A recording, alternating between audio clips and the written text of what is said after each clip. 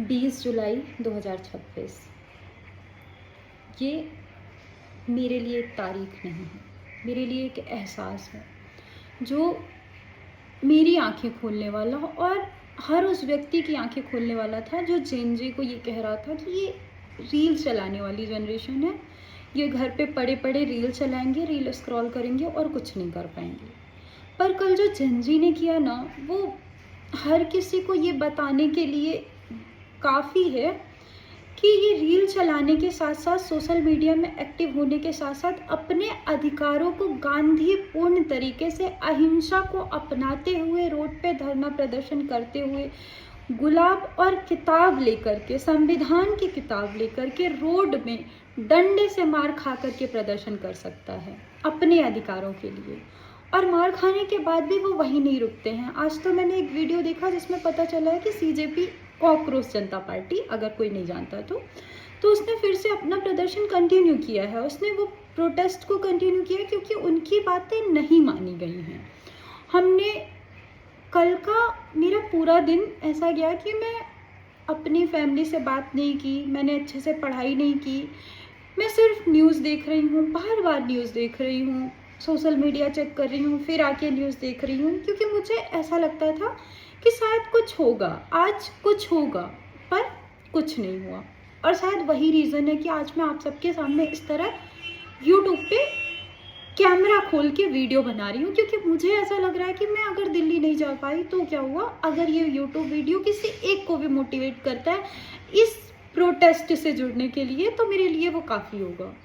मुझे बहुत दुख है। कल जो मैंने देखा ना, वो शायद मेरे लिए बहुत जिंदगी भर इतिहास के, मतलब सबसे बड़ा कहना नहीं सही होगा, पर मेरे द्वारा देखे गए, मेरे आंखों से देखा गया सबसे बड़ा प्रदर्शन होगा मेरे लिए। मैंने जो देखा वो इतना दुखदाई था। क्या ये लोकतंत्र है? क्या इस लोकतंत्र की हम तारीफें सुन रहे हैं? बचपन से हम सुन रहे थे कि हमारा भारत लोकतंत्र देश है, हम सबसे बड़े लोकतंत्र देश के नागरिक हैं। और एक नागरिक होने के नाते मैं इस टॉपिक पर बिना बोले नहीं रह सकती हूँ, क्योंकि हमने संविधान में पढ़ा है कि हमें राइट टू फ्रीडम है, हम बोल सकते हैं, हमें अभिव्यक्ति की स्वतंत्रता, हम अपना अंदर जो भी चल रहा है उसे व्यक्त कर सकते हैं। और अगर व्यक्त करने पे लाठीचार्ज और अश्रु गैस के गोले खाए जाएंगे तो फिर कैसे चलेगा? क्या इस प्रकार से हम अपने देश को आगे बढ़ाने वाले हैं? क्या ऐसी होगी हमारे देश की संकल्पना जिसे हम विश्व गुरु बनाना चाहते हैं? क्या इस तरह से भारत बनेगा विश्व गुरु? क्या ये हैं अच्छे दिन? मुझे ये बिल्कुल अच्छे दिन नहीं लग रहे हैं, और शायद ये हमारे लिए सबसे खराब दिन है, जहाँ विश्व का सबसे बड़ा लोकतंत्र होते हुए भी हमें बोलने और अपनी बात रखने की स्वतंत्रता नहीं है। शायद जंतर मंतर से लोकसभा की दूरी कुछ चंद मिनटों की है, पर उस दूरी को शायद है कि पार करने में जो वहाँ लोग रहे होंगे, किसी के सर फूट रहे हैं, किसी का सर फट रहा है, किसी की हड्डियाँ टूट रही हैं, किसी के कपड़े फाड़े जा रहे हैं, लड़कियों तक पे, 16 साल की लड़की पे हाथ उठाया जा रहा है। ये कहाँ का न्याय है? ये क्या है? मतलब जिसको हम पढ़ते आए हैं, जो हमने गुलामी के समय देखा था, वो आज हम देख रहे हैं। इस तरह का क्रूरतम अत्याचार तो जनरल डायर के द्वारा भी नहीं किया गया था, क्योंकि किया गया था, ऐसा नहीं कहना कि उसने नहीं किया था, उसने किया था, पर हम उसके अधीन थे, तब हम आज़ाद नहीं थे, और वो दूसरे देश का था, उसका हमारे साथ कोई भावनात्मक लगाव नहीं था, तो उसने मारा, हमें समझ आता। पर इस देश के लोग तो इसी देश के हैं भाई। जनता ने आपको चुना, आप जनता के लिए हो। हमारे टैक्स के पैसों से वो रोड बनी है, हमारे संविधान से आपकी संस्थाएं चल रही हैं, फिर हम क्यों नहीं बोल सकते आपके बारे में? क्या रीज़न है? क्या आखिर ऐसा क्या है जिसकी वजह से लोग डर रहे हैं, बात नहीं कर रहे हैं इस पे? मेरे समझ में नहीं आ। मैं भी प्रतियोगी परीक्षाओं की तैयारी कर रही हूँ, मैंने भी एग्ज़ाम दी, मेहनत की, उम्मीद की और रिज़ल्ट का इंतज़ार किया, और मेरे हाथ लगी निराशा। क्यों?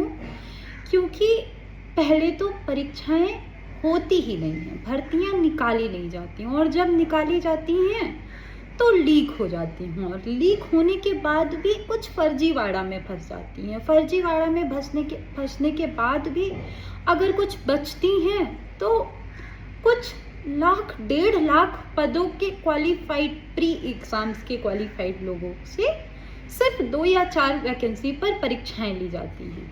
आप कितने योग्यतापूर्ण हो उससे फर्क नहीं पड़ता, आपने कितनी पढ़ाई की है इस बात से फर्क नहीं पड़ता, पर अगर 2 सीट है तो सिलेक्शन तो 2 ही बच्चे का होगा ना, बाकी तो बच्चे फेल ही कहलाएंगे। आप कितने भी पढ़ लिया, कितनी भी तैयारी कर ली, सिलेक्शन तो 2 ही बच्चों का होगा ना। ये सब मैंने देखा है, इसलिए ये जो प्रोटेस्ट हो रहा है ना, तो इसे मैं अलग नहीं महसूस कर रही हूँ। मैं ये नहीं महसूस कर रही हूँ कि ये किसी और का, मुझे ऐसा लग रहा है ये मेरी कहानी है और ये मेरे लिए हो रहा है। जब ये मेरे लिए हो रहा है और मुझे फील हो रहा है कि मैं इस पे भाग नहीं ले रही हूँ, तो मुझे ऐसा लग रहा है कि मैं बहुत बड़ी गलती कर रही हूँ। अगर आज नहीं, अब नहीं, तो फिर कभी नहीं। इसलिए इस मुद्दे पर बोलना मुझे ज़रूरी लगा और मैं बोल रही हूँ।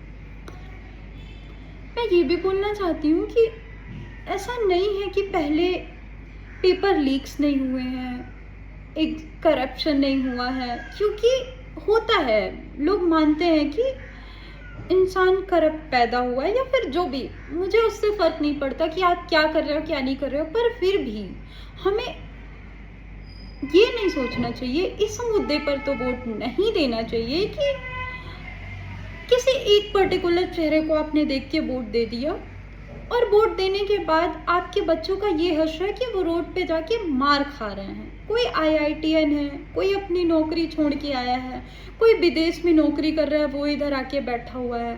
सोनम वांगचुक सर, वो साइंटिस्ट हैं, शिक्षाविद हैं, उन्होंने क्या क्या किया है, फिर भी वो इतने दिनों से हड़ताल में बैठे, किसके लिए? हमारे लिए ना। और हम ही नहीं बोल पा रहे हैं। आखिर क्या मजबूरी है ऐसी जो आप, ऐसी सरकार। मेरे लिए सिर्फ एक मुद्दा है कि मैं उस सरकार को वोट करूंगी जो शिक्षा, चिकित्सा और रोजगार पे बात करे, बस। बाकी मुझे मंदिर नहीं चाहिए, मुझे हिंदू मुस्लिम विवाद नहीं चाहिए, मुझे किसी प्रकार का कोई दिखावा नहीं चाहिए। मुझे सिर्फ और सिर्फ अपने देश की प्रगति चाहिए। आपने सुना तो होगा, अभी कुछ सालों पहले बहुत ज़्यादा मीडिया में ये खबरें चलाई जा रही थी कि भारत बहुत विश्व की सबसे बड़ी अर्थव्यवस्था बन के उभरने वाला है, भारत जापान को छोड़ के 4थे नंबर की अर्थव्यवस्था बनने वाला है। पर अभी एक रिपोर्ट आई है, मैं आपको ऐड कर दूंगी उसकी, जो भी है फैक्ट। इस पर यह है कि भारत का रिपोर्ट जो है, भारत की अर्थव्यवस्था 6वें पायदान पे पहुंच गई है। क्या ये है भारत का विकसित होने का प्रूफ? 6वें पायदान पे हम गिर चुके हैं। कहाँ हम 4थे में पहुंच रहे थे, कहाँ हम 6वें में जा रहे हैं। और मैं कॉम्पिटिटिव एग्ज़ाम की स्टूडेंट हूँ और रही हूँ। मैंने मेहनत की, एग्ज़ाम दिया, उम्मीद की, रिज़ल्ट का इंतज़ार किया, पर मेरे हाथ क्या लगी? निराशा।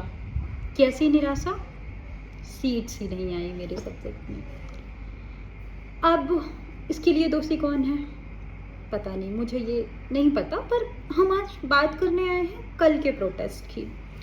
कल जो प्रोटेस्ट हुआ उसमें एक चीज़ बड़ी दुखदाई थी कि वहाँ कोई मतलब राजनीतिक पार्टी नहीं थी, कोई संगठन नहीं था जो सरकार का विरोध कर रहा था। छोटे छोटे बच्चे थे या फिर कुछ एजुकेटेड पीपल थे। सबसे खूबसूरत बात ये है कि यहाँ ऐसा कोई मुद्दा नहीं है जिस पे हम बात नहीं कर सकते। यहाँ सिर्फ शिक्षा, रोजगार और चिकित्सा, मैं कह दूँ कि रोजगार और चिकित्सा को भी साइड करो, सिर्फ शिक्षा की बात हो रही है। हमें एक ट्रांसपेरेंट एग्जामिनेशन जो भी होता है वो चाहिए, बस, और कुछ नहीं। हमें एक ऐसी एजेंसी चाहिए जो ट्रांसपेरेंसी से एग्ज़ाम कराए। अगर आपसे नहीं हो रहा है, नहीं कर पा रहे हो आप, या फिर कोई भी रीज़न हो, आप एटलीस्ट एक बार आके बात तो करो यार। बात क्यों नहीं कर रहे हो? लोकतंत्र की सबसे बड़ी ताकत है संवाद करना। एक हेल्दी डेमोक्रेसी तब कहलाएगी ना जब हम बात करेंगे। अगर आप बात नहीं करेंगे तो लोगों का ये जो भी उग्रता है वो बढ़ती ही जाएगी। और शायद, मुझे नहीं पता, हो सकता है ये और बड़ी हो जाए, हो सकता है गांव-गांव में, शहर-शहर में, या फिर हर जिले में ऐसी एक प्रोटेस्ट होने लगे। तब क्या करेंगे आप? फिर क्या करेंगे आप? आपको बात करनी होगी। अगर आप बात नहीं करेंगे तो शायद ये इसका बहुत बुरा इफेक्ट हो सकता है। मुझे नहीं पता, हो सकता है ख़त्म भी कर दे, कुछ भी हो सकता है, पर मेरे हिसाब से बात करना चाहिए। मैं ये नहीं कह रही हूँ कि हर किसी का सिलेक्शन हो जाए, पर सिलेक्शन मेरिट से ही हो, पर हर किसी को एक समान अवसर तो मिल सकता है ना, एक पारदर्शिता तो मिल सकती है ना। और क्योंकि जब एक छात्र अपने जीवन के 3-4 साल किसी परीक्षा को देता है ना, तो वो सिर्फ एक एग्ज़ाम नहीं देता, वो अपनी उम्र देता है, अपने सपने देता है और अपने परिवार की उम्मीदें देता है उस परीक्षा को। और जब उसको निराशा हाथ लगती है ना, तो उसको अपनी जान देना बहुत आसान लगता है, मैं ये कह सकती हूँ, क्योंकि उसे ऐसा लगता है ना कि चारों तरफ अंधेरा है, अब कोई नहीं है जो हमारा सुन सकता है, और अब हमारे पास इतना पैसा या इतना, शायद इतनी हिम्मत नहीं बची है कि हम ये फिर से शुरू से पढ़ाई कर सके, फिर से यहाँ पहुँच सके। मैं यहाँ किसी सरकार के पक्ष या विपक्ष में बोलने नहीं आई हूँ, मैं सिर्फ एक सवाल पूछ रही हूँ। क्या लोकतंत्र में सवाल पूछना गलत है? और अगर गलत नहीं है तो सवाल पूछने वाले को दुश्मन क्यों समझा जा रहा है? मैंने तो सुना है कि लोकतंत्र में सवाल पूछना सबसे बड़ी ताकत होती है। लोकतंत्र वह है जो जनता के लिए है और जनता के द्वारा बनाया गया है। हमने सुना है जनता के द्वारा, जनता के लिए और जनता के हित में बनाई गई जो भी नियम कानून या फिर आपकी व्यवस्थाएं हैं, वो सब जनता के लिए और जनता से ही संचालित होनी चाहिए। मतलब ठीक है, आप जो भी चाहो, जो भी करना चाहो आप करो, पर एटलीस्ट शिक्षा जैसे बहुत, मतलब हर देश के लिए शिक्षा सबसे बड़ा हथियार है। अगर आप किसी को शिक्षित कर लेते हैं ना, तो शायद आपके लिए वो 3 पुस्तकों को सुधारने का काम हो जाएगा। हम बचपन से सुनते आए हैं कि हम सबसे बड़े लोकतांत्रिक देश के नागरिक हैं, और मुझे गर्व है कि मैं सबसे बड़े लोकतंत्रात्मक देश की नागरिक हूँ। पर क्या लोकतंत्र सिर्फ जनता की वोट डाल के चुनाव जीतने का नाम है? या फिर लोकतंत्र वह है जहाँ जनता सवाल कर सकती है, सरकार जवाब दे सकती है, लोकतंत्र जवाबदेही है, लोकतंत्र संवाद है, और यही लोकतंत्र की सबसे बड़ी खूबसूरती और ताकत भी है। मैं सिर्फ आज की सरकार के लिए नहीं कह रही हूँ, जो भी सरकार होगी या आएगी, मैं उन सभी के लिए कह रही हूँ कि सरकारों को जनता की सुननी पड़ेगी, क्योंकि सरकारें जनता से बड़ी नहीं होती हैं। संविधान सरकार से बड़ा होता है और जनता ही संविधान की सबसे बड़ी ताकत होती है। तो जनता से संवाद सरकार का सबसे पहला कर्तव्य है। आज मेरा ये वीडियो यहीं पर समाप्त नहीं होता। आज मैं अभी बहुत सारी बातें करने वाली हूँ। आज मैं बात करूंगी लोकतंत्र में जवाबदेही की, लोकतंत्र की, दुनिया के उन देशों की जहां लोकतंत्रात्मक व्यवस्था है, और उन नेताओं की जिन्होंने हमें सिखाया कि लोकतंत्र की सबसे बड़ी ताकत सवालों से भागना नहीं बल्कि उनका सामना करना है। लोकतंत्र की परिभाषा ये है कि लोगों की द्वारा चुनी गई एक सरकार जो लोगों के द्वारा कभी भी हटाई जा सकती है या फिर कभी भी बनाई जा सकती है, और वो लोगों के लिए ही है। अब हम बात करते हैं दुनिया के उन देशों की जहां लोकतंत्रात्मक व्यवस्था है। पहला है ब्रिटेन, जहां प्राइम मिनिस्टर क्वेश्चंस होते हैं और प्राइम मिनिस्टर उन सभी प्रश्नों का जो विपक्षों के द्वारा किए जाते हैं, तीखे और असहज करने वाले प्रश्नों का जवाब देते हैं, उनका सामना करते हैं, कभी उनसे भागते नहीं हैं। दूसरा हम बात करेंगे अमेरिका की। पहले हमने बात की ग्रेट ब्रिटेन की, अभी हम बात करेंगे अमेरिका की। व्हाइट हाउस में हमेशा एक बात होती है कि वहाँ की प्रेस कॉन्फ्रेंस हर हफ्ते वहाँ के राष्ट्रपति से सवाल पूछती है, और तीखे और असहज करने वाले, कभी कभी तो बेइज्जत करने वाले भी सवाल पूछे जाते हैं। और वहाँ के जो भी प्रेसिडेंट होते हैं उनके सवालों पर जवाब देना ज़रूरी होता है, वो उन सवालों से भागते नहीं हैं, उनमें जवाब देते हैं। अब मेरी अपेक्षा, मैं ये नहीं कह रही हूँ कि भारत अमेरिका और ब्रिटेन जैसा ही होना चाहिए। हर देश की अपनी व्यवस्था है, हर देश के अपना शासन का तरीका है, पर देश के सर्वोच्च लोगों को, जो भी हों, उनको जनता से संवाद तो करना चाहिए और निष्पक्ष और डायरेक्ट संवाद करना चाहिए, ताकि आपके लोकतंत्र की खूबसूरती बढ़। अगर हम अभी रूलिंग गवर्नमेंट की बात करें तो इनके 12 साल के टेन्योर में अभी तक सिर्फ 1 या 2, जहाँ तक मुझे याद आ रहा है, खुली प्रेस कॉन्फ्रेंस हुई हैं, जिसमें भी सर्वोच्च लोगों के द्वारा जवाब नहीं दिया गया है, बल्कि कुछ अन्य लोगों के द्वारा सभी प्रश्नों का जवाब दिया गया। लोकतंत्र की बात हो और अटल जी की बात ना हो तो ये तो बेईमानी सी लगती है, क्योंकि वो इसलिए सबके फेवरेट नहीं थे कि वो अच्छे वक्ता थे, बल्कि वो इसलिए सबके फेवरेट थे क्योंकि वो विपक्ष के तीखे सवालों और आलोचनाओं का प्यार से स्वागत करते थे, और वो मानते थे कि हमेशा एक अच्छा विपक्ष होना चाहिए। और उनकी एक भाषण था, जो भाषण नहीं, आज सबसे बड़ा एहसास है सबके लिए, एक सोचने और समझने का, शायद फिर से विचार करने का एक स्टेटमेंट है। उन्होंने कहा था कि सरकारें आएंगी जाएंगी, पार्टियां बनेंगी बिगड़ेंगी, पर देश का लोकतंत्र रहना चाहिए, जो देश की सबसे बड़ी खूबसूरती है। हम इसे कैसे भूल गए, हमारी समझ में नहीं आ रहा है। और अगर हम बात करें मनमोहन सिंह की, जिन्हें मौन मोहन सिंह कहा जाता था, ठीक, और उनका मजाक बनाया जाता था कि वो नहीं बोलते, पर वो, आप उनके पीछे जाके देखें तो समझ, अगर आप उनके पीछे का पूरा बैकग्राउंड देखें तो आपको समझ में आ जाएगा कि उनका ना बोलना उनका स्वभाव था, क्योंकि वो अच्छे वक्ता नहीं थे, वो अर्थशास्त्री थे, वो शिक्षाविद थे, वो टीचर थे, वो आरबीआई के गवर्नर थे। तो उन्होंने वो काम किया जो उनका करने का काम था। उन्होंने जो 1991 में अर्थव्यवस्था में सुधार किया, उसके कारण शायद भारत की अर्थव्यवस्था को नई ऊंचाइयां प्राप्त हुई। और हमें उनकी आलोचना के साथ साथ उन्होंने जो काम किया उसकी भी तारीफ करनी चाहिए। अगर मैं जवाबदेही की बात करूं तो लाल बहादुर शास्त्री जी ने 1956 के समय, जब रेल दुर्घटना हुई थी, तो उन्होंने अपनी नैतिक जिम्मेदारी मानते हुए इस्तीफा दिया था। पर वो तो रेल नहीं चला रहे थे, उसमें उनकी क्या गलती थी, पर फिर भी उन्होंने बोला कि एक नैतिक जिम्मेदारी होती है और मैं इस्तीफा दूंगा, ठीक, पहला।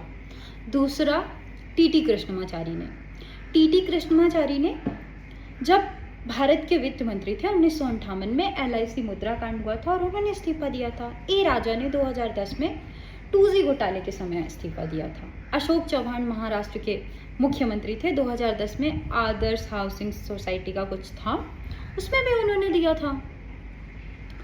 फिर आज क्यों नहीं? आज तो आपने एक्सेप्ट किया है कि पेपर लीक हो। अगर हम युवाओं की मांग की बात करें तो उनकी मांग है, पहला, सोनम वांगचुक को सफदरजंग जो भी हॉस्पिटल है उससे तुरंत रिहा करना। दूसरा, धर्मेंद्र प्रधान जी का इस्तीफा। और तीसरा, एक ट्रांसपेरेंट एजेंसी बनाना जो एग्ज़ाम दे सके। बस इतनी सी बात है। इतनी बात को अगर आप सुन लें तो भी ये प्रोटेस्ट ख़त्म हो सकता है। आप इसको चाहते तो बहुत आसानी से समाप्त कर सकते थे, पर इतना क्रूरतम व्यवहार अपने ही बच्चों के साथ, ये बिल्कुल सही नहीं था। कि जो भी हुआ मेरे लिए बहुत दुखदायी था और मुझे बिल्कुल अच्छा नहीं लगा। मैं सरकार से लड़ने नहीं आई हूँ, मैं बस सरकार से एक सवाल पूछने आई हूँ कि अगर युवा शांतिपूर्ण तरीके से अपनी बात रख रहे हैं तो उनकी बात क्यों नहीं सुनी जा रही है? क्यों ऐसा किया जा रहा है उनके साथ? जो भी व्यवहार हो रहा है वो क्यों हो रहा है उनके साथ? अगर मैं आपको एक स्टोरी बताऊं तो पोट्टी श्री रामुलु थे, जो तेलुगु भाषियों के लिए अलग से राज्य बनाने की मांग कर रहे थे, और उन्होंने अनशन स्टार्ट कर दिया 1952 में, और 2 समितियां बनाई गई। दोनों समितियों ने कहा कि हम भाषाई आधार पर राज्यों के पुनर्गठन का विरोध करते हैं, राज्यों का पुनर्गठन सिर्फ भौगोलिक सुविधा के आधार पर होगा। पर उनकी मृत्यु के बाद अनशन भड़क गया जन भावनाएं बहुत उद्वेलित हो गई, जिसके कारण सरकार को विवश होकर या फिर खुश होकर, जो भी था उनका, भाषाई आधार पर पहले राज्य का गठन किया गया। 1 अक्टूबर 1963 को आंध्र प्रदेश तेलुगु भाषियों के लिए नया राज्य बनाया गया, राज्य पुनर्गठन आयोग की सिफारिश पर मैं ये नहीं कह रही हूँ कि सारे अनशन का यही अंजाम हो, पर लोकतंत्र में जनता का सरकार के साथ संवाद बना रहना चाहिए, और यही जनता की और लोकतंत्र की सबसे बड़ी शक्ति है कि वो आपस में संवाद करें, एक दूसरे से जो भी प्रॉब्लम्स हैं उसको सॉल्व करें। और जब ऐसा होने लगेगा ना, शायद भारत विश्व गुरु बन जाएगा और भारत के लिए अच्छे दिन आ जाएंगे। आज हर वो युवा जो सड़क पर है, जो लाइब्रेरी में बैठ के पढ़ाई कर रहा है, जो किसी गांव में है, जो किसी स्कूल कॉलेज में पढ़ाई कर रहा है या किसी एग्जाम की तैयारी कर रहा है, वो सिर्फ नौकरी नहीं मांग रहा है, वो सम्मान मांग रहा है आपसे, वो अपनी मेहनत का अधिकार मांग रहा है आपसे, वो अपना अधिकार चाहता है कि हमारी बात को सुनी जाए।